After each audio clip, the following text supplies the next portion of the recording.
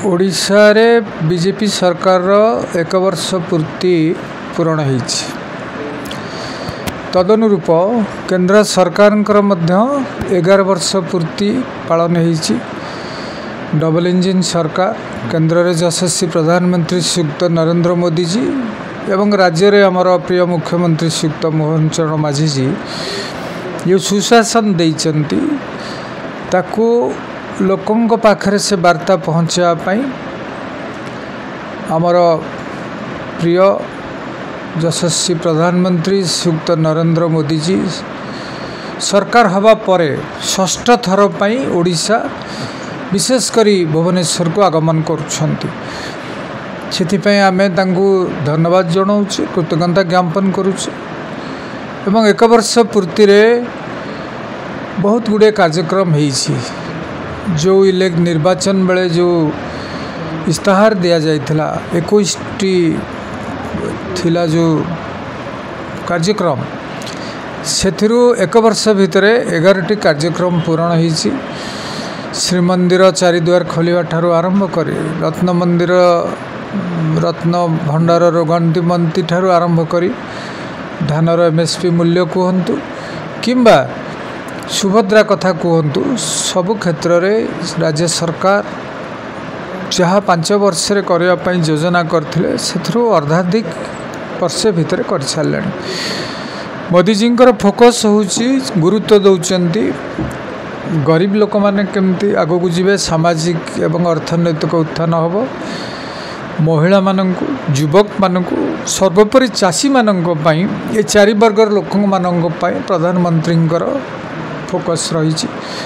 राज्य सरकार से भली भाव रे तांकरे निर्देश अनुसार कार्य करुचंती। तेणु आज आम समस्ते भुवनेश्वर उत्तर निर्वाचन मंडली तरफ समस्ते सभा आहूत करी मंडल अन्य सब आमर जे देवदुर्लभ कर्मकर्ता मान सहित मीटिंग रखी आज थिलु। आसंता काली जयदेव बिहार छक ठारू जनता मैदान गेट पर्यंत आमे रहिबु। भुवनेश्वर उत्तर निर्वाचन मंडली की दायित्व दिया जाइछि। रही सेठारे आमे मोदी जी को धन्यवाद बा कृतज्ञता ज्ञापन करूँ, तांको आमे स्वागत करूँ। एयरपोर्ट रू आसिया परे जो भली भाव रे रोड शो हम तार अंश स्वरूप आमे भुवनेश्वर उत्तर जयदेव बिहार छक ठारे रहिबु। भव्य स्वागत करा जिवो, भव्य दिव्य मीटिंग भी हम सभा हम स्वल्प समय हेले मध्य अति गुरुत्वपूर्ण ये जो काली आसुचंती आमर प्रिय प्रधानमंत्री तांको स्वागत करुचु एवं आशा करुचु समस्ते एथिरे भुवनेश्वर केवल ने सारा ओडिशार 30टी जिलार जनसाधारण कार्यकर्ता आसुचंती। लक्षाधिक जनसमागम निश्चित भाव में हम आम स्वागत करने सहित आशा करुचु ये ओडिशा आहरी आगू जीव। भारत जमती सारा विश्व रे चतुर्थ बृहत्तम शक्ति रूप उभाई आम भी से तदनुरूप आशा करुचु ओडिशा भारतवर्षर श्रेष्ठ राज्य रूपे 4-5टी राज्य भितर गोटे प्रमुख राज्य रूपे उभा हो। यही संकल्प आम आसंता काली नवापाई की स्थिर कर। धन्यवाद, नमस्कार। उत्तर भुवनेश्वर निर्वाचन मंडल आम सर्वनिम्न 5000 ऊर्ध्व व्यक्ति निश्चित भाव में रे एवं आम जानिबारे मोदी जी जो रही व्यक्तित्व तांकर जो चुंबकीय शक्ति लोक टाणीबारे बहुत लोक तो आसवे, सारा ओडिशा लोक सबु जिलूर आसवे। आम भी सर्वनिम्न 5000 लोक निश्चित भाव में सेठी रहिबु एवं तांको स्वागत करिबु। विभिन्न जगार लोक मैंने आसवे। मोदी जी आसुचंती माने मोदीमय हम।